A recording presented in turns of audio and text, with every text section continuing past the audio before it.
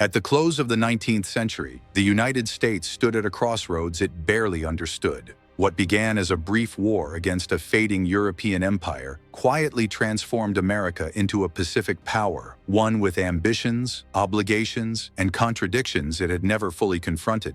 Far from the continental mainland, across an ocean most Americans rarely considered, lay a chain of islands that would shape U.S. strategy, identity, and global reach for decades to come. The Philippines were not just acquired, they were inherited, along with all the consequences that came with them. In 1898, following its victory in the Spanish-American War, the United States formally annexed the Philippines. The Treaty of Paris, signed in December of that year, transferred control of the archipelago from Spain to Washington.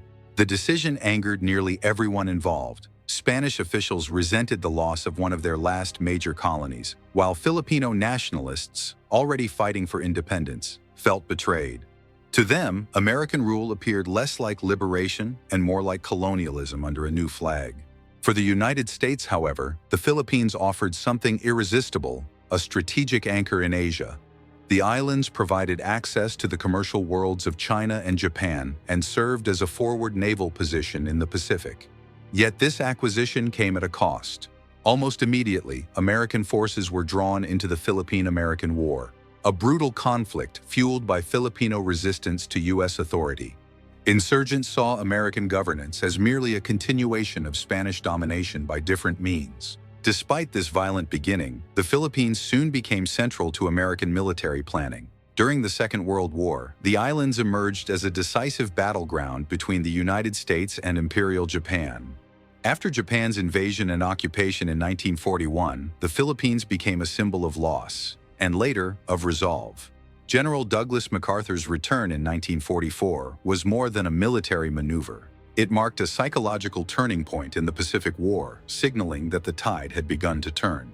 The strategic value of the Philippines extended far beyond their liberation. Positioned at the heart of the Pacific theater, the islands were indispensable to Allied planning in the lead-up to major operations against Japan, including Iwo Jima and Okinawa. MacArthur envisioned the Philippines and nearby American-controlled islands as the launching point for a massive land invasion of Japan itself. That invasion, known as Operation Downfall, never materialized. Instead, the war ended abruptly in August 1945, when atomic bombs were dropped on Hiroshima and Nagasaki. With the war over and America's global influence expanding, attention shifted toward the future of its distant territories.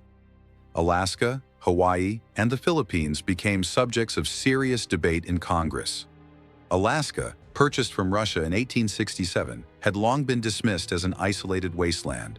But gold discoveries, followed by its growing military importance during World War II and the Cold War, changed perceptions.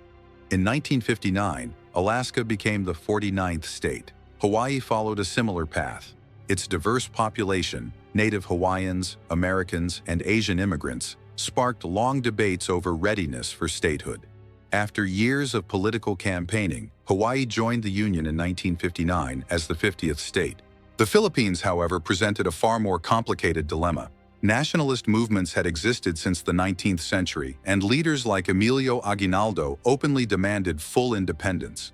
Unlike Alaska and Hawaii, where a majority of residents supported statehood, the Philippines faced a rapidly growing population that would dramatically alter the political balance of the United States if admitted. Culturally, the divide was profound. The Philippines was overwhelmingly Catholic, shaped by centuries of Spanish rule, with deep local traditions that included folk religions and spiritual beliefs reminiscent of those found in parts of Southeast Asia. This stood in stark contrast to the largely Protestant, industrialized, and culturally secular United States of the early 20th century. While Alaska and Hawaii contained smaller, distinct communities that could be gradually absorbed, the Philippines were simply too vast and too different. The archipelago spans more than 7,000 islands and contains over 180 ethno-linguistic groups. Indigenous communities such as the Lumad and Igorot preserved pre-colonial traditions, while the Moro peoples of the south followed Islamic practices introduced centuries earlier. The majority population, often grouped as Christianized Filipinos, carried a cultural identity deeply shaped by Spanish governance, architecture, and religion. Linguistic diversity further complicated matters. More than 135 native languages were spoken across the islands, alongside Tagalog, Spanish, Chinese dialects, and English. Integrating such a population into the American system, politically, culturally, and administratively, would have been an unprecedented challenge. Demographically, the impact would have been seismic. Admitting the Philippines as a state would have increased the U.S. population by roughly 11% almost overnight. A quarter of the House of Representatives could have been shaped by issues entirely separate from mainland concerns. Combined with strong independent sentiments among segments of the population, this scenario risked turning internal governance into a permanent crisis. Ultimately, the United States chose a different path. The Philippines gained independence peacefully, and the relationship that followed remained largely cooperative. The islands became a cornerstone of American influence in the Pacific and the South China Sea, but statehood was never seriously viable. Still, history invites speculation. What if events had unfolded differently? Imagine an alternate 1940, where fear and urgency over Pacific security swept Congress and the American public. In this timeline, statehood movements for Alaska, Hawaii, and the Philippines succeed simultaneously. In one extraordinary moment, 3 new stars are added to the American flag, and with them, immense complications. Alaska strengthens America's position against the Soviet Union. Hawaii secures naval dominance in the Pacific. But the Philippines, boosting U.S. population by more than 11%, reshapes the nation politically and culturally overnight. Congress might consider dividing the islands into multiple states to reflect regional differences, but doing so would grant enormous influence in the Senate. Filipinos would soon become the largest minority group in the United States, surpassing African Americans within decades. To manage this transformation, Washington would likely launch aggressive Americanization campaigns, education reforms, language standardization, and cultural integration on a scale never before attempted. Even with English already widely spoken, the effort would dwarf previous assimilation attempts involving Native Americans or former Mexican territories. The burden would not be purely cultural. The Philippines are regularly struck by typhoons, earthquakes, and volcanic eruptions. Maintaining infrastructure across the archipelago would strain the national budget. Disaster relief agencies, if they existed, would be perpetually stretched between the mainland and the islands, fueling resentment among American taxpayers. Separatist movements, especially in the South, would almost certainly escalate into armed resistance.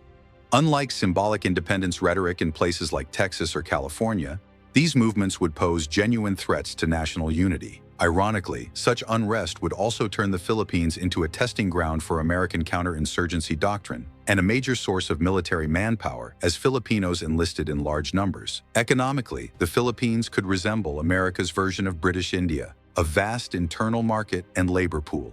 U.S. corporations would gain direct access to Asian labor without leaving American soil. While labor laws would limit cost savings compared to overseas outsourcing, manufacturing hubs might still emerge, positioning the Philippines as America's gateway to Asia decades ahead of schedule. Filipino workers would become essential across healthcare, education, and public services. Living standards, particularly in urban centers like Manila and Cebu, could rise dramatically.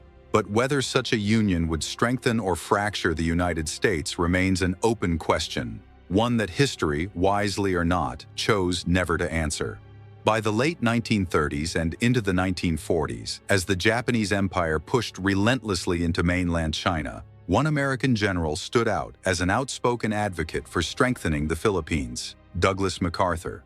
Unlike many policymakers in Washington, MacArthur recognized the trajectory of Japanese expansion and understood that war in the Pacific was not a question of if, but when. MacArthur's perspective was shaped by a lifetime in uniform. Born into a storied military family, he had grown up in the shadow of his father, a decorated veteran of the American Civil War and the Philippine-American War. Douglas would not only follow those footsteps, but expand upon them. After a distinguished career in World War I and a tenure as Chief of Staff of the U.S. Army, MacArthur was placed in command of American forces in the Philippines. He knew the islands intimately, the terrain, the people, and their vulnerabilities. More than that, he saw himself as personally responsible for their defense.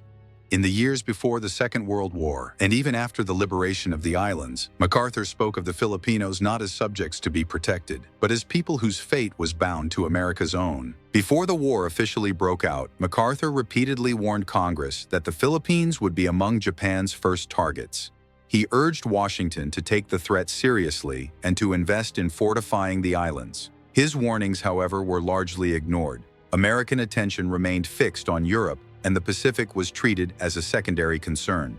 Undeterred, MacArthur did what he could with limited resources. Without full congressional backing, he pushed forward preparations, strengthening defenses and planning for a war many on the mainland refused to believe would come. In this alternate scenario, the stakes are even higher. The Philippines are no longer just a military outpost. They are a U.S. state, home to nearly 12% of the American population and dangerously exposed to Japanese aggression. If Congress were to relent and grant MacArthur the authority and resources he demanded, the Philippines could be transformed into a formidable American fortress in the Pacific. Under those conditions, the opening chapter of the Pacific War might unfold very differently. When Japan launched its coordinated attacks on Pearl Harbor and the Philippines on December 7, 1941, Pearl Harbor would still suffer its devastating surprise strike. But in the Philippines, MacArthur's preparations would finally pay dividends. Instead of the swift and overwhelming Japanese victories seen in our timeline, American defenses would blunt the assault. Japanese forces might still manage to land in parts of Luzon and Mindanao, but the archipelago would not fall outright. What follows would not be a rapid conquest, but a grinding and brutal struggle. Japanese occupation in some regions, entrenched American resistance in others. Historically, Japanese rule in the Philippines was marked by extraordinary brutality, the Bataan Death March, forced labor, and widespread civilian casualties. In this alternate war, those horrors would still exist, but only in isolated areas. American-controlled territory would provide depth, allowing U.S. forces to regroup, counterattack, and gradually contest Japanese advances. Crucially, much of the Philippines' military infrastructure would remain functional. While Japanese air raids would damage key facilities, enough airstrips and naval bases would survive to support American retaliation. U.S. aircraft and ships could strike back rather than retreat entirely. Even more significant is the distribution of the Pacific Fleet. Instead of being concentrated at Pearl Harbor, American naval power would be spread across the Philippines, Guam, and Hawaii. The attack on Pearl Harbor, while still catastrophic, would not cripple U.S. naval strength to the same extent as in our timeline. With war now unavoidable, President Franklin D. Roosevelt would mobilize West Coast forces and reinforce the Pacific using the Panama Canal to rapidly shift ships from the Atlantic and Gulf coasts. While long-range bombing capabilities were still limited, American air power could begin targeting Japanese naval movements far earlier than expected. One consequence of this altered balance would be control of the South China Sea. With American naval dominance in the region, Japan would struggle to move resources and personnel toward critical objectives such as British Malaya, southern French Indochina, and the Dutch East Indies. Before the war, roughly 80% of Japan's oil had come from the United States. Once cut off, Tokyo desperately needed alternative sources. Those alternatives could not come from Germany or the Soviet Union, nor through Mediterranean routes blocked by British naval power. Japan's focus therefore turned toward Malaya and Borneo. But with American forces already engaged and alerted, British and Australian defenses would have time to prepare. Early access to oil and rubber, resources vital to Japan's war machine, would be delayed or denied entirely. As a result, Japanese operations would be sharply constrained. Before launching further offensives or attempting another decisive strike against the Philippines, Japan would first need to break American control of the South China Sea. Meanwhile, U.S. forces could reinforce British positions in Malaya and begin reclaiming occupied areas of the southern Philippines. By mid-1942, desperation would drive Japan into a massive naval confrontation, the Battle of the West Philippine Sea. Much like Midway in our timeline, this battle would mark a turning point. Facing the combined power of the United States, Britain, and Australia, Japan would suffer devastating losses. Yet victory would not come cheaply. Early in the war, Japanese naval and aerial tactics were highly effective, and American forces would lose ships, aircraft, and personnel at an alarming rate. Many of the technological breakthroughs of the Pacific War would still emerge, but under accelerated and chaotic conditions. Radar systems, carrier doctrines, and anti-aircraft tactics might develop unevenly. Without atomic weapons or long-range bombers, the United States would face a grim reality. Ending the war would require an invasion of Japan itself. By early 1943, leveraging a stronger Pacific position, the Allies would move forward with Operation Downfall. The massive invasion plan divided into Operations Olympic and Coronet. Olympic aimed to seize Kyushu, Japan's southernmost island, as a staging ground for the final assault on Tokyo. For this to succeed, British forces would need to neutralize Japanese positions on Formosa, drawing enemy attention away from the landing zones. Japan, however, anticipated the invasion. With only two viable landing areas, Kyushu and the plains near Tokyo, the attack was predictable. Operation Ketsugo mobilized not only the military, but civilians, urging total resistance. Propaganda encouraged death over surrender, transforming the population into a defensive force. When Olympic began, the situation would be catastrophic. Civilian militias, kamikaze aircraft prepared in the thousands, suicide submarines and explosive-laden boats would overwhelm Allied fleets. The fighting on Kyushu would last weeks, possibly months, as American forces advanced through fire and devastation using flamethrowers, explosives, and brutal close-quarters combat. After securing southern Kyushu, the Allies would launch Operation Coronet, the largest amphibious invasion in history, targeting the Kanto Plain near Tokyo. Over 1 million American troops, supported by Commonwealth forces, would storm the beaches. The final naval battles in Tokyo Bay would consume the last remnants of Japan's navy. Tokyo itself would become a nightmare of destruction. Street-by-street fighting, mass conscription of civilians, naval bombardments of Yokohama, and unimaginable casualties would define the battle. By mid-1945, with Japan in ruins and surrounded, the emperor would finally surrender. The cost would be staggering. Hundreds of thousands of Allied dead and millions of Japanese military and civilian casualties. What followed would shape the world forever. Would the United States punish Japan or rebuild it? Would Japan become another American-aligned power as the Philippines had been? Would nuclear weapons ever be developed? One thing is certain. The United States that emerged from this war would be unrecognizable. An ocean-spanning empire, with its influence anchored firmly on the Asian continent.